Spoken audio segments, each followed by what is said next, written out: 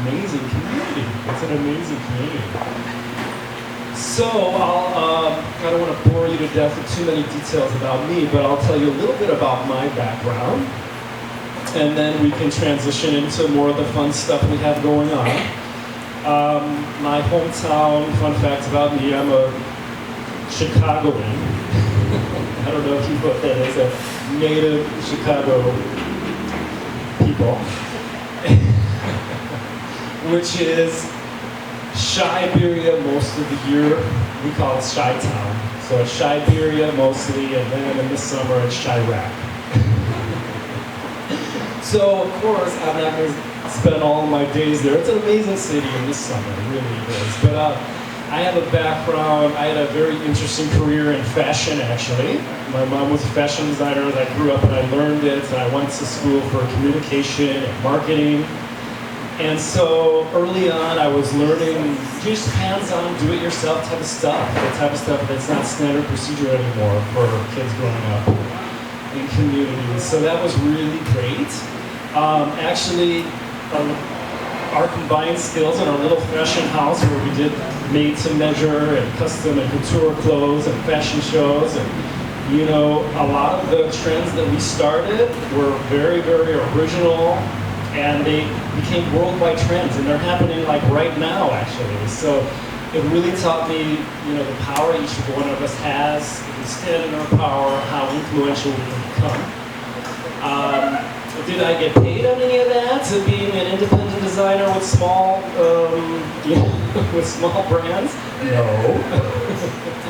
But it was a great learning experience, and I think creativity and design is such a big thing for each of us, especially now. I feel like now is the time that we should create, and we destroy the systems that no longer serve us by creating systems that do serve us, and that's part of the community too. So that's a little bit about my background. Now, a little bit about what my projects are right now, because I always had a mom that not only was teaching me about the philosophy of color and how color is therapy too, right, through design, which is Caribbean, of course. I love Mike Yes's bright orange shirt. Yes. I'm seeing some colors going out. I mean, I love its Illuminati vibe here, but it's just a little too bland. I think this is the Caribbean. We got to spice it up with some color, you know.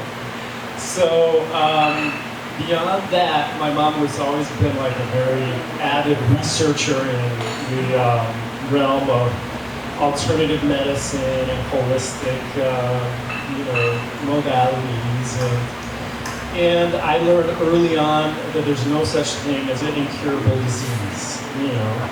And I learned early on, just because of her story, it was very inspiring how she got into design and how she got into healing herself, because as a little girl she had a very bad accident where she burned and most of her body was covered in scars, and she almost died, of course, in the hospital, and she had to decide, like, okay, I'm going to go on, I'm going to rebuild my self-esteem, my identity, I'm going to discover Vogue patterns, I'm going to make clothes, I'm going to make myself look nice, I'm going to make myself look good, and then part of that is healing too. So she was just devoured everything, you know, that she could get her hands on back then, before the internet. So I grew up in that environment too, like learning all of, I mean, I was detoxing my body in my teenage years, learning all about nutrition and the science of it, that just became a part of my identity.